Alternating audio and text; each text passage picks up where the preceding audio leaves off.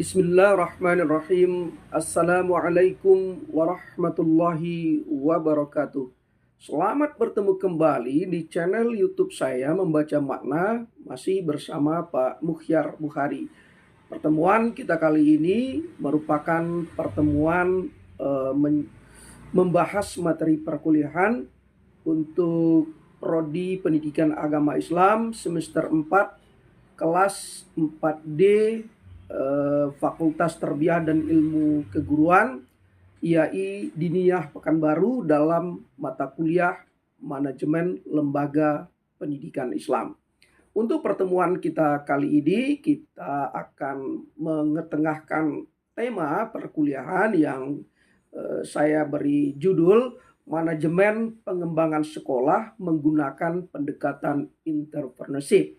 Baik, saudara-saudara, kalau kita berbicara tentang manajemen, banyak sekali definisi manajemen yang dikemukakan oleh ahli. Satu di antaranya yang dikemukakan oleh Terry. Terry mengatakan ada 4 aspek penting di dalam manajemen, yaitu yang kita kenal dengan singkatan POAC. Planning, Organizing, Actuating, dan Controlling. Nah, begitu juga dengan definisi-definisi yang lain dalam manajemen. Tetapi pada intinya manajemen itu adalah upaya menggerakkan seluruh sumber daya organisasi untuk mencapai tujuan organisasi secara efektif dan efisien. Nah, banyak pendekatan-pendekatan yang bisa digunakan untuk mengembangkan sekolah menggunakan manajemen ini. Nah, satu di antaranya adalah menggunakan pendekatan entrepreneurship. Kenapa kita mengutamakan penggunaan pendekatan entrepreneurship? Karena di dalam entrepreneurship ini tercakup setidak-tidaknya ada 3 elemen penting. Yang pertama, menuntut orang untuk bisa mandiri. Jadi entrepreneurship menuntut orang untuk bisa mandiri. Yang kedua, menuntut orang untuk bisa kreatif dan inovatif. Dan yang ketiga, menuntut orang untuk memiliki keberanian mengambil risiko. Jadi orang yang senantiasa menggunakan pendekatan entrepreneurship, dia selalu mampu untuk bisa mandiri, kemudian memiliki kemampuan berinovasi dan meningkatkan kreativitas, serta memiliki keberanian dalam mengambil keputusan atau dalam mengambil risiko. Karena seberapapun hebatnya seseorang dalam memimpin lembaga, kalau tidak memiliki keberanian mengambil resiko, maka dia tidak akan mampu mengambil keputusan secara cepat. Nah, sedangkan inti daripada manajemen itu adalah decision making, pengambilan keputusan. Baik, saudara-saudara, pengembangan sekolah merupakan proses strategis yang bertujuan untuk meningkatkan kualitas pendidikan dan pembelajaran secara efektif dan efisien.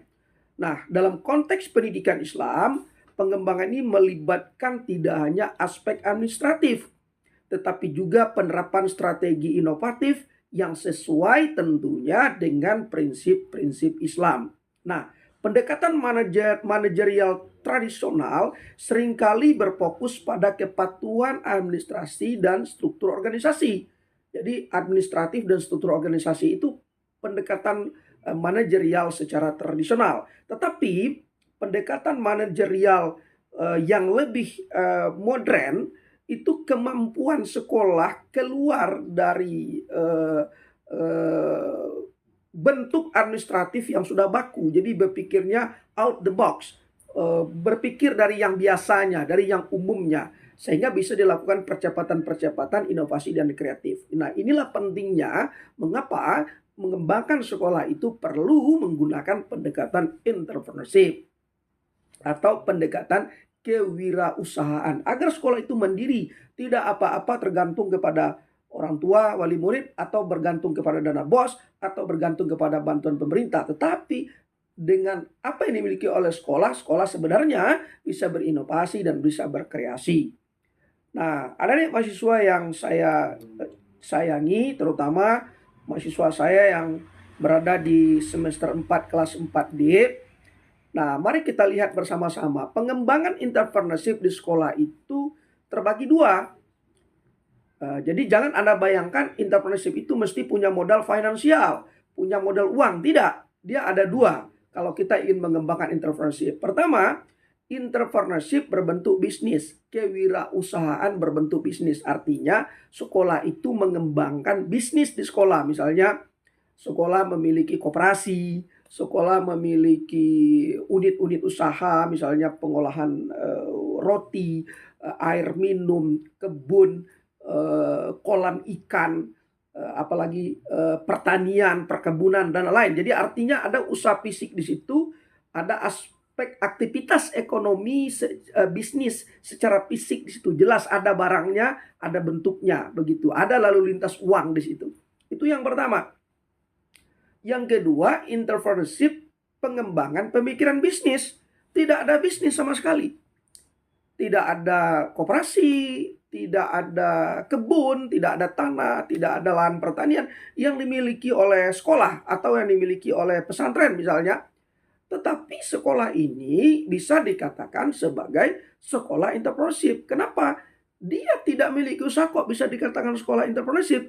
Karena dia menggunakan manajemen berbasis pemikiran bisnis. Jadi pemikiran-pemikiran bisnis itu yang dia include-kan, yang ia internalkan ke dalam fungsi-fungsi manajemen sekolah. Sehingga sekolahnya itu berkembang dan bergerak menjalankan fungsi-fungsi manajemen, fungsi perencanaan, fungsi pengorganisasian, fungsi kontrol, fungsi evaluasi dengan menggunakan prinsip-prinsip bisnis entrepreneurship. Maka dapatlah dikatakan sekolah itu atau pesantren itu disebut dengan pesantren entrepreneurship atau sekolah entrepreneurship. Karena dia menggunakan manajemen berbasis entrepreneurship walaupun mereka tidak memiliki usaha bisnis yang nyata. Nah, itu ada dua tadi ya. Lalu kita lihat apa-apa saja poin-poin penting di dalam dua ini. Yang pertama tadi entrepreneurship berbentuk bisnis. Nah, kalau entrepreneurship berbentuk bisnis ini, itu biasanya manajemen yang dia lakukan adalah collective entrepreneurship. Karena ini di sekolah. Artinya apa? Manajemen yang digerakkan secara kerjasama, bersama-sama. Nah, jadi kenapa saya katakan tadi mandiri, memiliki inovasi dan kreativitas? Karena didukung oleh kebersamaan. Kebersamaan dengan orang tua wali murid, kebersamaan dengan pemerintah, kebersamaan dengan stakeholder lainnya. Maka manajemen yang dilakukan di sekolah yang memiliki usaha bisnis ini mesti menggunakan manajemen kolektif entrepreneurship. Manajemen yang digerakkan fungsi-fungsi manajemen itu secara kerjasama. Nah, di dalamnya ada 3 aspek penting di dalam manajemen kolektif entrepreneurship ini. Yang pertama, mempraktekkan kurikulum kolaboratif entrepreneurship. Nah, Anda tentu bertanya, kalau begitu kurikulumnya dirubah dong dari yang ditetapkan oleh pemerintah, baik Kementerian Pendidikan, Kemendikbud dan atau Kementerian Pendidikan Agama. Oh tidak, kita tidak punya hak untuk merubah kurikulum dan tidak boleh kita rubah. Tetapi bisa kita lakukan kolaboratif. Artinya apa? Kurikulum yang ditetapkan oleh pemerintah biarkan saja begitu. Tetapi ada kurikulum tersendiri yang dirancang oleh sekolah. Dalam bentuk apa prakteknya? Dipraktekkan oleh sekolah dalam bentuk kegiatan ekstrakurikuler dan kerjasama dengan pihak eksternal. Siapa itu pihak eksternal? Bisa orang tua wali murid, bisa tokoh masyarakat, tokoh adat, pengusaha, dan lain sebagainya. Itu yang pertama. Yang kedua, di dalam kolektif entrepreneurship ini mesti ada praktek inklusi atau praktek moderasi. Kenapa? Dia kolektif, mengumpulkan orang ramai-ramai, banyak-banyak, sama-sama. Nah, tidak boleh membeda-bedakan orang, baik sukunya, agamanya, ataupun budayanya. Lalu anak bertanya, kalau pesantren kan agamanya satu, Pak, cuman Islam. Betul, tetapi kalau ingat tadi, ini kan kita sedang cerita tentang entrepreneurship berbentuk bisnis. Ada bisnis fisiknya. Betul, memang hanya umat Islam yang boleh sekolah di pesantren. Nggak boleh campur-campur begitu. Tetapi di dalam pengembangan usahanya itu pesantren mesti terbuka kepada yang tidak seagama, yang tidak sama budaya, yang tidak sama agamanya. Ini disebut dengan moderasi. Misalnya, pesantren punya usaha di bidang pertanian, misalnya budidaya sayuran dan buah-buahan. Nah, ketika santri belajar, itu memang tidak boleh campur agama lain. Tetapi ketika dalam pengembangan dan pengelolaan bisnis itu, jangan ditutup campur tangan atau keikutsertaan dari agama lain, agar usaha bisnisnya cepat maju. Misalnya untuk dipasarkan, kan tidak harus dipilah-pilih. Kalau yang muslim boleh beli, yang tidak muslim tak boleh beli, kan tidak begitu. Begitu juga misalnya kalau pesantren itu punya kelompok tani. Kelompok tani itu boleh saja diisi dari agama lain, karena yang sedang dikerjakan itu bukan aspek ibadah, tetapi aspek muamalah. Nah, itu yang mesti kita perhatikan, sehingga dia menjadi inklusi, menjadi moderasi, dia terbuka. Itu.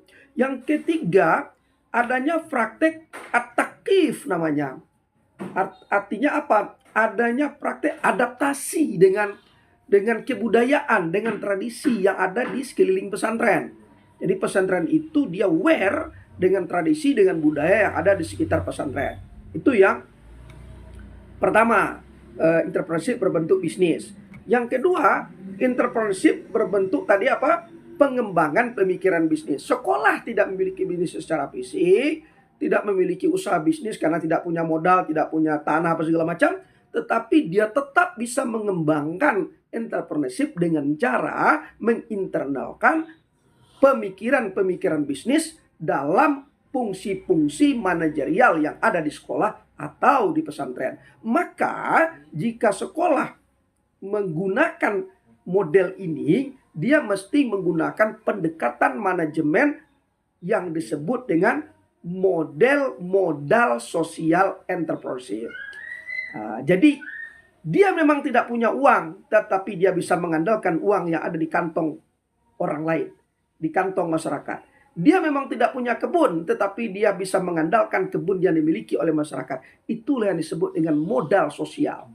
Jadi dia memanfaatkan kemampuannya untuk menggerakkan modal-modal finansial menjadi modal sosial. Jadi modal finansial, modal kapital yang dimiliki oleh masyarakat secara eksternal di luar dari sekolah, di luar dari pesantren, bisa dia manfaatkan menjadi modal sosial yang dia miliki melalui kekuatan sosial yang dimiliki oleh sekolah atau pesantren. Nah, karena itu, apa yang bisa dilakukan menggunakan pendekatan manajemen model modal sosial entrepreneurship ini? Ingat ya, model modal sosial entrepreneurship. Yang pertama, praktek pengembangan pemikiran bisnis. Jadi yang dia lakukan itu adalah menjalankan fungsi-fungsi manajemen itu menggunakan pendekatan bisnis. Pendekatan yang bisnis, bukan membisniskan. Nah, itu. Misalnya, sekolah melakukan kunjungan religi kepada kelompok masyarakat yang memiliki modal, yang memiliki usaha secara gratis.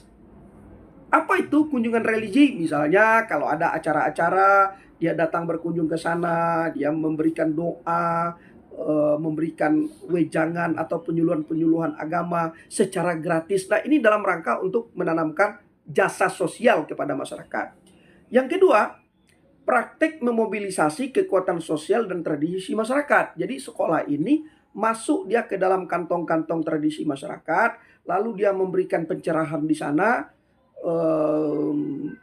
Pencerahan yang dia lakukan itu bahwa harta yang dimiliki oleh masyarakat sesungguhnya ada amal itu yang dapat menyelamatkan kita di dunia, ada juga amal yang bisa menyelamatkan di akhirat atau disebut dengan amal jariah. Nah, maka terjadilah kepedulian masyarakat, dia menyumbangkan hartanya untuk sebagai amal jariah kepada sekolah, sehingga sekolah bisa memiliki modal.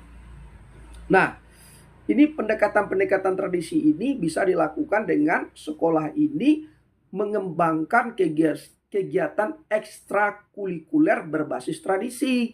Misalnya di tempat masyarakat itu berkembang kesenian. Misalnya kalau di daerah Riau ada kesenian kompang, ada kesenian tari-tarian, ada kesenian apa itu, seperti yang di Kampar itu ada kesenian basiacong dan segala macamnya, dipraktekkan di sekolah, sehingga dapat mengambil hati tokoh-tokoh masyarakat, tokoh-tokoh budaya, tokoh-tokoh tradisi, begitu. Kemudian yang ketiga adalah praktek kolaboratif. Jadi praktek kolaboratif ini adalah mengajak masyarakat untuk terlibat dalam pengembangan sekolah, mulai dari pengembangan infrastruktur sekolah sampai masyarakat itu boleh mengetahui sedalam-dalamnya tentang kondisi keuangan sekolah.